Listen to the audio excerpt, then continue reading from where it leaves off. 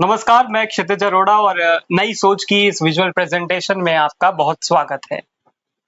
पूरे देश में चर्चा है जुडिशरी को लेकर। आमतौर पर आप देखेंगे कि एग्जीक्यूटिव और साथ में पॉलिटिक्स को लेकर ये चर्चा रहती है कि वहां पर भ्रष्टाचार है।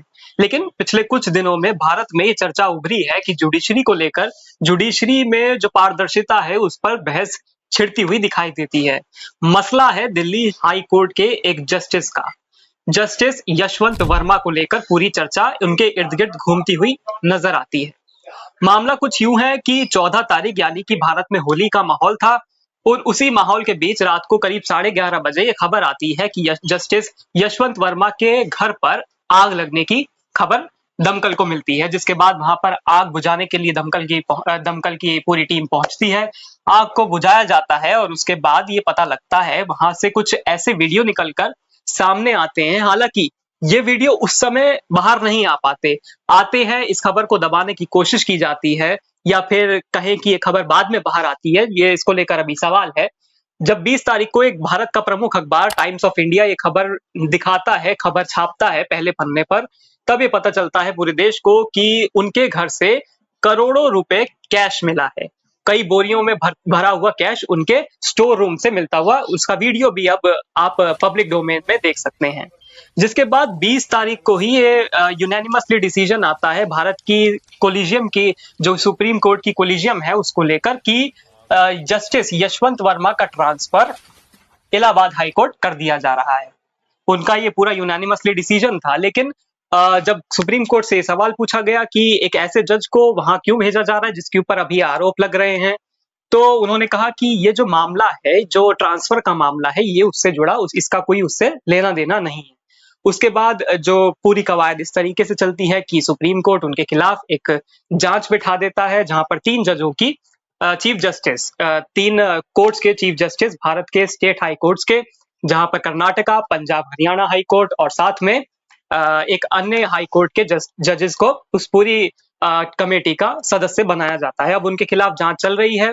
पूरी घटना और क्या है, इसको लेकर आज चर्चा करेंगे। अनुराग, आपका बहुत स्वागत है। धन्यवाद। बहुत ये जो पूरी घटना, अनुराग, ये पूरी कवायद देखने को मिल रही है, इससे ये लगता है, इससे सवाल उठ रहे हैं, क्योंकि आप देखेंगे कि दमकल के जो अधिकारी थे नई दिल्ली के, उन्होंने भी कहा कि वहां से कोई कैश नहीं मिला। लेकिन जिसके बाद अब खुद कोर्ट ने भी, सुप्रीम कोर्ट ने, जो ये टीम है, उन्होंने भी अपना ये पूरा वीडियो सुप्रीम कोर्ट की वेबसाइट पर जारी कर दिया, जिसमें कहा जा रहा है, दिखाया जा रहा है कि देखिए किस तरीके से महात्मा गांधी जल रहे हैं। मतलब नोटों को एक तरीके से वहां पर जो अधिकारी थे वहां पर जो आग बुझाने के लिए गए, तो वो कह रहे हैं कि महात्मा गांधी जल रहे हैं।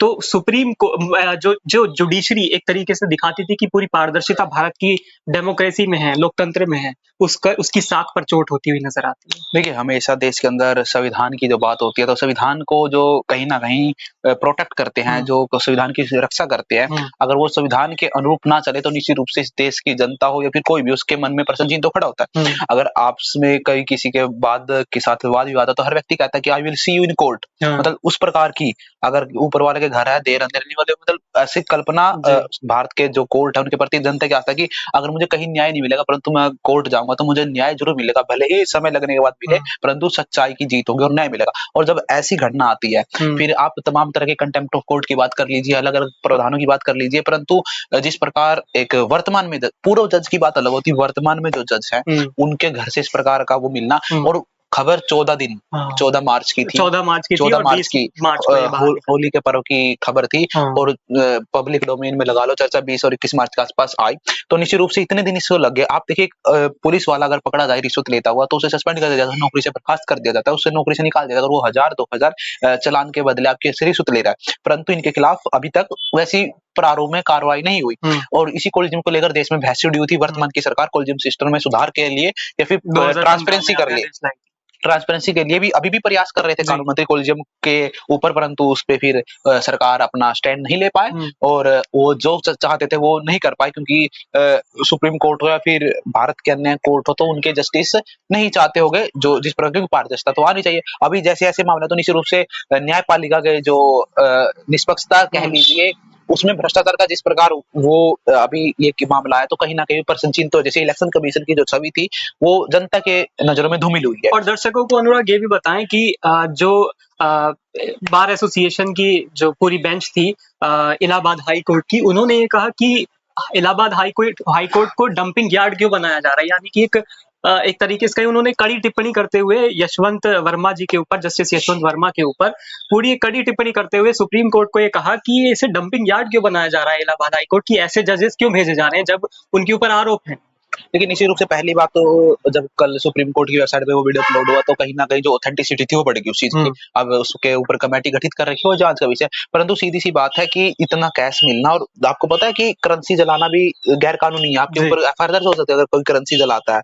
और दूसरी बात, उसके अंदर जो आग बुझाने वाली दमकल विभाग था, उसके चीफ कह रहे थे कि वहाँ ऐसी कोई बरामदी नहीं है, जबकि सुप्रीम कोर्ट कह रहा है, उसने वीडियो जारी कर दिया। तो निश्चित रूप से जब प्रशासन ही बचाने पे तुला हो, जब प्रशासन ही बचाने पे तुला हो, तो आप कैसे कल्पना कर सकते हैं कि इसमें निष्पक्षता से जांच होगी। बिल्कुल, खुद दिल्ली हाई कोर्ट के जो चीफ जस्टिस हैं डीके उपाध्याय, उन्होंने भी सवाल पूछते हुए यशवंत वर्मा जी से पूछा है, जस्टिस यशवंत वर्मा से, कि इतना कैश आखिर उनके यहाँ क्यों आया, कैसे आया, इसको लेकर जवाब दें। और उसके बाद अनुराग सिर्फ इतना ही नहीं होता, दर्शकों को बताएं कि उसके बाद अगले ही दिन 15 तारीख को वो कैश जो है वो वहां से गायब हो जाता है। पहले दिन जो वीडियो देखने को मिला 14 तारीख की रात को, अगले दिन वहीं से वो कैश जो था, जो पूरा जला हुआ देखने को मिल रहा था, जिसमें वीडियो दिख रहा है आपको, जहां पे कहा जा रहा है कि महात्मा गांधी जल रहे हैं, यानी कि नोटों के लिए प्रयोग किया जा रहा है, वही कैश वहां से गायब हो जाता है। और फिर जब यशवंत वर्मा जी से पूछा जाता है तो वो कहते हैं कि मैं तो भोपाल में था अपनी वाइफ के साथ, मैं वहां मौजूद ही नहीं था, तो मुझे कैसे पता, मैं तो इंडिगो की फ्लाइट पकड़कर वापस रात को आया था 15 तारीख को। तो ऐसे में कैश का गायब होना ये भी एक सवाल बना हुआ। देखिए, निश्चित रूप से उन्होंने तो ये भी कहा कि मुझे फंसाने की साजिश की जा रही है, वो मेरा नहीं है। तो निश्चित रूप से अगर ये जिस महंगे घरों में रहते हैं, इनके पास तो तमाम सुविधा होती है, तमाम सिक्योरिटी होता है, तो इनके घर में ऐसे कोई घुस तो नहीं सकता जिस प्रकार इन्होंने ये किया है। तो मुझे नहीं लगता कि जो वो कह रहे हैं, वो तो जांच होने के बाद ही निश्चित रूप से पता चल पाएगा कि वो ठीक है, निष्पक्ष है, ईमानदार है नहीं है। परंतु भारत की जो कहीं न कहीं न्यायपालिका के ऊपर इस देश की जनता को एक विश्वास था, उसमें कहीं न कहीं प्रश्न चिन्ह खड़ा होता है कि अगर इस प्रकार की भावनाएँ होती है कि, और तमाम, अब देखिए ना, आप पिछले कई फैसलों को कहीं न कहीं फिर उनकी स्टडी या फिर केस स्टडी की जाएगी, तो उन पे भी सवालिया निशान उठता है। बिल्कुल, बिल्कुल, ये पूरी जुडिशरी को लेकर जो सवाल उठे हैं पिछले कुछ दिनों में, उसको लेकर जो जाँच है वो अभी आगे बढ़ती हुई दिखाई देगी। फिलहाल के लिए आज इस प्रेज़ेंटेशन में बस इतना ही। बहुत शुक्रिया अनुराग आपका। धन्यवाद। इस खबर को लेकर, क्योंकि बहुत महत्वपूर्ण विषय है, इसको लेकर पूरी हमारी नज़र बनी हुई है। आप देखते रहिए इसी तरह से नई सोच। नमस्कार।